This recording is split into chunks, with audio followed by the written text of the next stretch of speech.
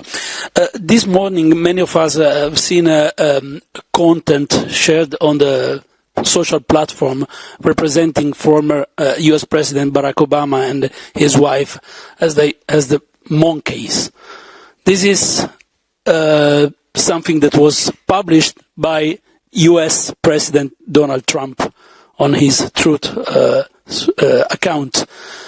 Do you consider this content as something that could be considered as a form of hate speech, racism, so something that big platform should remove in the EU under the DSA rules, or is just freedom of expression? So racism, hate speech, illegal content has no place online. Not because the Commission says so, because this is illegal in real life. We have a general principle, at least in Europe, which is that what is illegal offline, in real life, should be illegal online. I'll go a little bit deeper in a minute, but I'll start by saying that there is no difference in treatment, to the opposite. We take facts like they come to us, we take the platforms and the risks they pose exactly in the order and how they come to us, and we address all these risks. You're mentioning X. First request for information was for X. First investigation was for X. First preliminary findings were for X. First fine was for X. Not because we target them, but this just shows there was a substantial, and there is a substantial issue with X, so we had to address that platform. We did.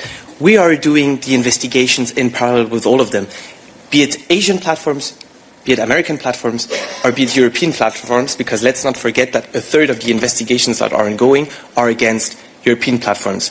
I wanted to ask if the Commission has any specific comment on the messages from Elon Musk and Pavel Durov via Telegram this week to the Spanish Prime Minister Pedro Sánchez. Elon Musk, for example, said that Sánchez is a fascist. Does the Commission condemn these messages? Thank you. Thank you. Full solidarity to the Spanish Prime Minister. We, of course, condemn any attacks on the leaders of our member states. Again, we stand in full solidarity with them. We even support with what we're doing here with the Digital Services Act. We support actions that are being taken at national level to hold these platforms accountable. Now, of course, again, we have the DSA and its harmonizing effect that is of key importance and that needs to be respected. And actually, Prime Minister Viktor Orban published on Wednesday a deepfake which portrays President von der Leyen and Hungarian opposition leader Péter Magyar, and the content and the context is that von der Leyen demanded that Péter Magyar wins the elections and then sends Hungarian public money to Ukraine. Do you feel that this deepfake, which is actually still online, is a violation? And how do you feel about the content? Recall what I said previously when we're speaking about respect, acting in a reasonable way, and not spreading disinformation. This, of course, applies also to leaders within the European Union and to our member states. Now, when it comes to that specific content, I mean, platforms also have an obligation beyond the fact that, of course, EU leaders and users should be responsible. What we're doing with the DSA is to look at how potentially a platform may be amplifying such type of content, which would also be not acceptable. So no specific comments beyond what I said on the individual content.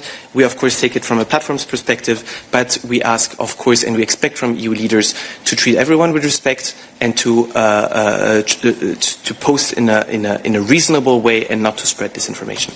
Earlier this week, French President Emmanuel Macron sent his diplomatic advisor Emmanuel Bon to a discreet trip to Moscow to speak directly with the Kremlin. I know President von der Leyen met with Macron yesterday in Paris. So did they discuss this topic? Does the President support this re-engagement despite the fact that there is no unanimity between member states and the common position remains diplomatic isolation? So, no, this was not a topic discussed yesterday at the meeting between President von der Leyen and President Macron, but yes, there had been contacts regarding this visit by a representative of the French government. And as I've also had the opportunity to already say in this room a while ago, at some point there will have to be a contact with President Putin. And we would like it to be sooner rather than later if the conditions are met. But the issue is that pretty much we're not seeing any signals of willingness to really come to a deal, to really come to peace in Ukraine. So this needs to be taken into consideration when we're speaking about direct discussions with President Putin. In the past days, several member states opening the possibility, so we'll see where we are, and we'll see if indeed this is something that is becoming common. And that if there is a majority of leaders within the EU who would be defending such an approach. So for the moment, we cannot say more than this, but we see indeed a shift in the attitude by some leaders. Yes. Tatiana Vysotska, European Pravda, Ukraine. My question is about sanctions. U.S. Treasury Secretary Scott Bessent said yesterday that any further U.S. sanctions against Russia, including Shadow Fleet, are dependent on the peace talks.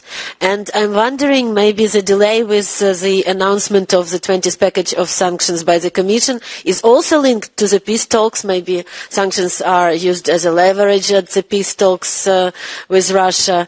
Can you comment on that? And also, HRVP Kallas said that the goal is to adopt the sanctions before 24th of February, to the anniversary of the full-scale aggression against Ukraine.